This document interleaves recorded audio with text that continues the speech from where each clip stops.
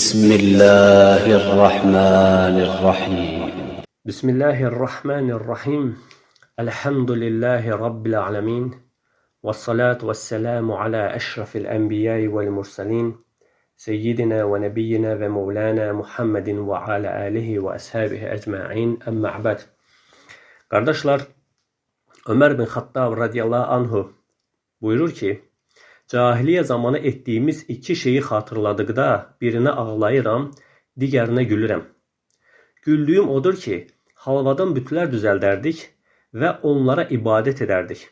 Uzun səfərlərdə, yolda acdıqda həmən ibadət etdiyimiz bütləri yeyərdik. Əslində, Ömər radiyallahu anhunun bu sözü, bu xatırlaması, bu qissəsi bugünkü hadisələrə işıq açan bir qissədir. Ömər radiyallahu anhunun sözü və bugün dünyanın gedişatı onu göstərir ki, o zaman dünya düzəni nə idisə, indi də odur. Heç nə dəyişmir. Bugün dünyanın bəhbəhlə qəbul etdiyi demokratiya sistemi eyni halvadan düzələn, acıdıqda isə yeyilən bir bütdür. Məsələn, bugün demokratiyanın beşiği kimi tanınan Amerika Birləşmiş Ştatları və digər güc dövlətləri bunun açıq nümunəsidir. Bu dövlətlər bu sistemin nə qədər içi boş bir şey olduğunu açıq göstərir. İnsan hüquqları təşkilatları, Beynəlxalq Hüquq Məhkəməsi, BMT falan kimi boş-boş təşkilatlar isə bu çürümüş demokratiyanı ayaqda saxlamağa çalışan, onu meyvə verən sağlam bir ağac kimi göstərməyə çalışan hiyləgər sehirbazlardan başqa bir şey deyirlər. Demokratiyanın ən böyük müdafiəçisi kimi tanınan Amerika, dünyanın gözünün içinə baxa-baxa demokratiyaya tüpürür. Lazım gəldikdə onu bir tualet kağızı kimi istifadə edib büküb atır. Nə üçün? Bu normaldırmı? Əlbəttə normaldır, qardaşlar. Çünki bir insan özü-özünə qanunlar tətbiq etmək, o qanunlara əməl etmək iqtidarında deyil.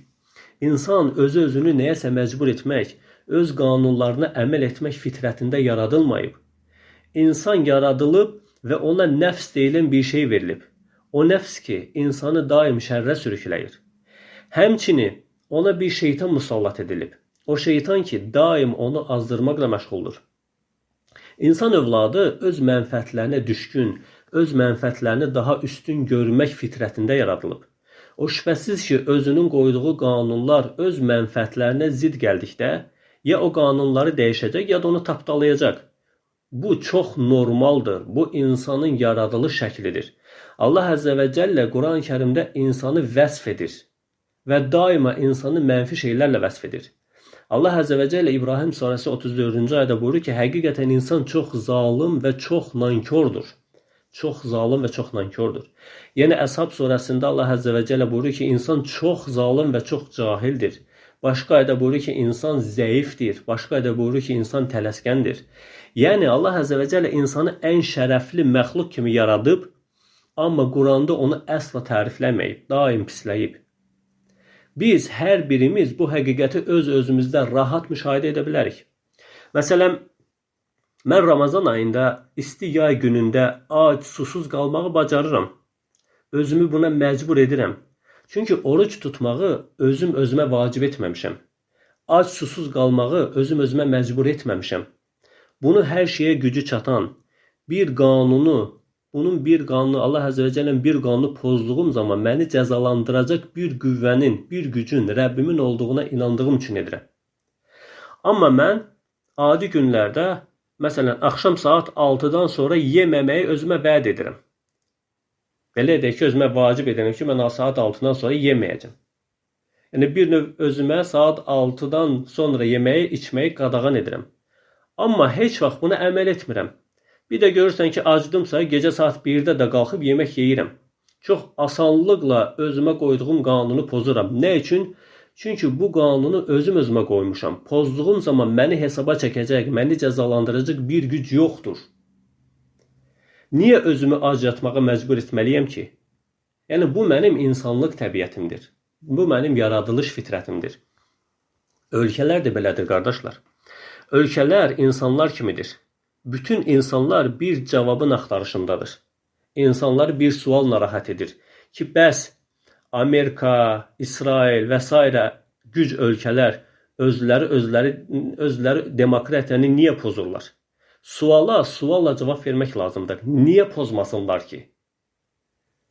Onlara demokratiya, dünya qanunlarına əməl etməyə nə məcbur edir ki?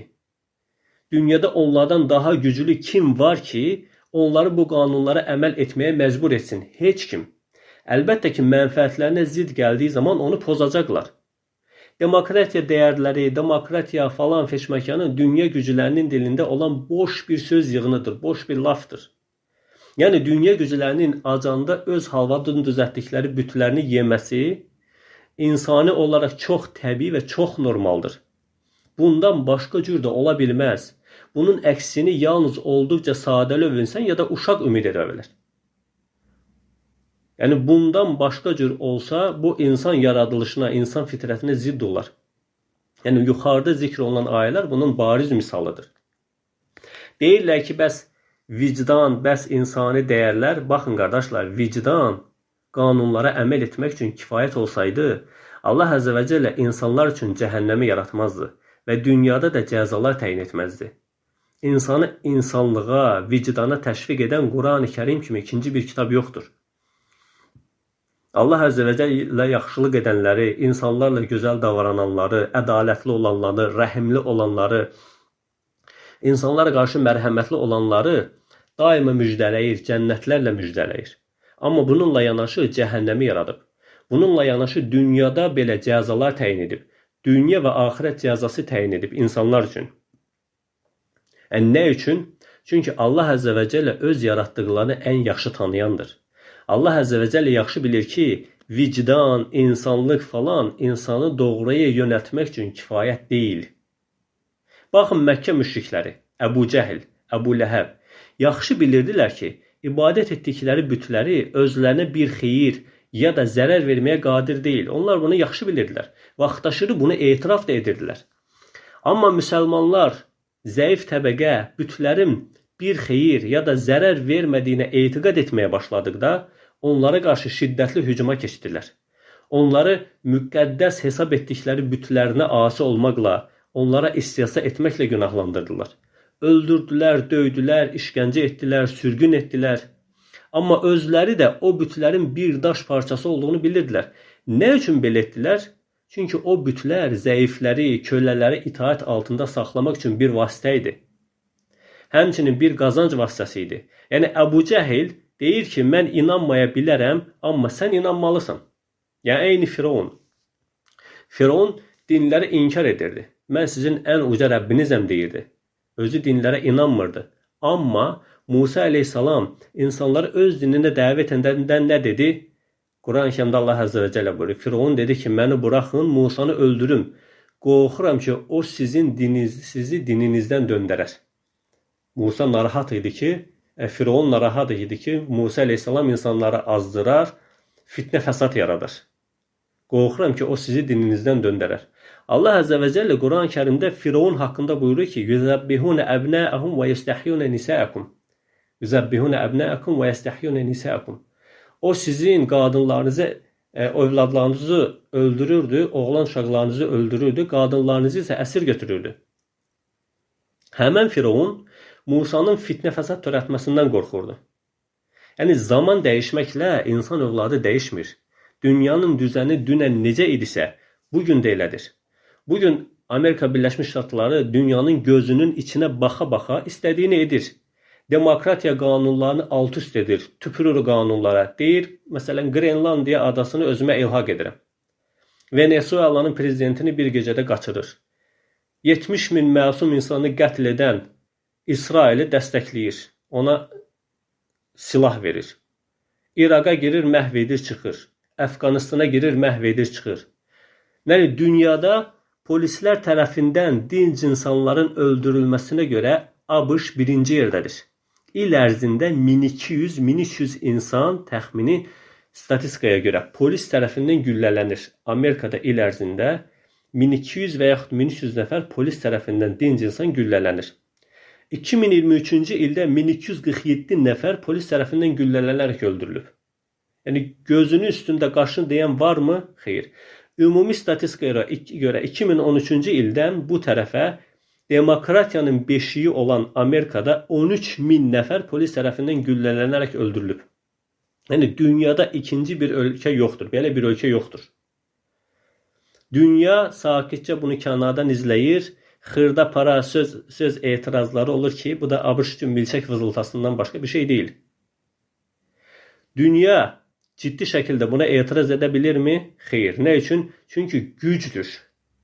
ABŞ-ın hərbi büdcəsi dünənə qədər 800 milyard dollar idi.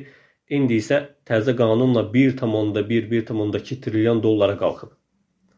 Yəni qadınları əsir götürüb, oğlan uşaqlarını öldürən Firavun Musanın dünyada fitnə fəsad törədəcəyindən, nizam intizamı pozacağından narahat olduğu kimi, dırnaq arası narahat olduğu kimi, ildə 1200-1300 diz sakini polis tərəfindən güllələnən Amerika da güya bugün İranın öz əhalisini mitinqlərdə öldürməsindən çox narahatdır. Güya İrandakı əhali Amerikanın çox vecinədir. Yəni buna inəklər də gülər. Amma sabah sıradan bir ölkə özü demokratiyaya zid bir hərəkət etdikdə ABŞ tez onu hədələyir ki, qanunları pozma. Sənə sanksiya tətbiq edə bilərəm, sənə hücum edə bilərəm və s. Eyni Əbu Cəhlin, eyni Firavunun etdiyi kimi. Yəni Əbu Cəhlin etdiyi kimi mən bütlərə inanmaya bilərəm. O bütləri Məkkəyə biz gətirmişik öz mənfəətlərimiz üçün. Amma sən inanmalısan, yoxsa səni cəzalandıraram. Eyni bugünkü güc dövlətləri kimi. Mən demokratiyaya inanmaya bilərəm. Mən demokratiyanı poza bilərəm. Demokratiyaya tüpürə bilərəm. Çünki zaten mənim yaratdığım boş bir lafdır. Mənim yaratdığım içi boş bir şeydir. Heç bir dəyəri, heç bir mənası olmayan bir söz yığınıdır. Onu mən icad etmişəm və mən də poza bilərəm. Amma sən ona əməl edəcəksən, çünki sən zəifsən. Çünki sən ona əməl etməklə, mənə itaat etməyə borclusan. Yəni, məni cəzalandıracaq bir güc yoxdursa, mən niyə özümə nəyisə əmr edim, nəyisə qadağan edim? Niyə özümdən uydurduğum qanunlarla əməl etməyə məcbur edim ki? Beynəlxalq Hüquq Məhkəməsi məndən nə edə bilər ki? Heç nə. BMT məndən nə edə bilər ki? Heç nə. Yəni 1990-cı illərdə BMT-nin qəbul etdiyi 4 qətnamə Ermənistanın Azərbaycan torpaqlarından qeydsiz, şərtsiz çıxması barəsində qəbul etdiyi 4 qətnamə 30 il ərzində Ermənistan üçün boş bir kağız parçasından başqa bir şey deyildisə, Amerika üçün BMT kim ola bilər ki? Heç nə, heç kim. Digər güc dövlətləri üçün BMT kimdir ki? Heç kim. İnsan hüquqları təşkilatları falan feşmekan bunlar yəni mənə nə edə bilər ki? Heç nə. Bir halda ki o təşkilatların hamısını özüm yaratmışam, özümə xidmət etsinlər deyə yaratmışam. Bunlar mənə nə təsir edə bilərlər ki? Ona görə mənim yazdığım gəlir insanlara ki, demokratiya deyib bar-bar bağırırlar, demokratiya uğrunda nələr edirlər, demokratiyanın dünyada sülh, əmin-əmanlıq, sakitlik, bərabər hüquqluq gətirəcəyinə inanırlar. Halbuki bu heç vaxt olmayıb və heç vaxt da olmayacaq.